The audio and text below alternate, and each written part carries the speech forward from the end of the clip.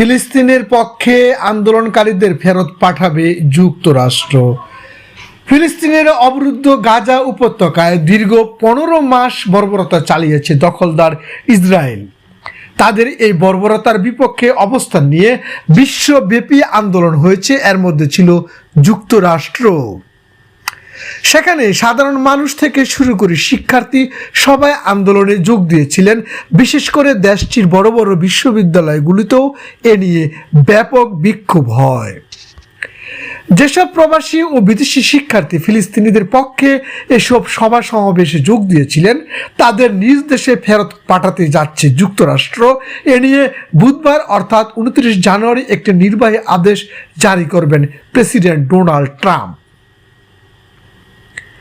প্রেসিডেন্টের দপ্তর white house এ ব্যাপারে বলেছে, প্রেসিডেন্ট ট্রাম্প ইহুদি বিদ্বেষের বিরুদ্ধে লড়াই এবং প্রবাসী ও বিদেশি শিক্ষার্থী যারা ফিলিস্তিনপন্থী আন্দোলনে যোগ দিয়েছিলেন তাদের ফেরত পাঠানোর নির্দেশনা দিয়ে নির্বাহী আদেশ জারি করবেন।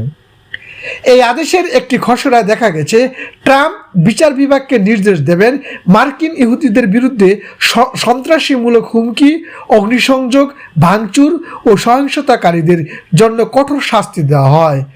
খসড়া ট্রাম্প প্রবাসী ও বিদেশি শিক্ষার্থীদের উদ্দেশ্যে বলেছেন, সে সকল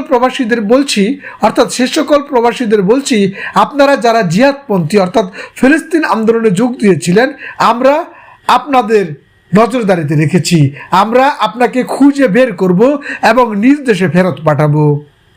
এছাড়া ক্যাম্পাসে হামাসের প্রতি সহানুভূতি দেখানো সকল বিদেশি শিক্ষার্থীরা ভিসা দ্রুত সময়ের মধ্যে বাতিল করব।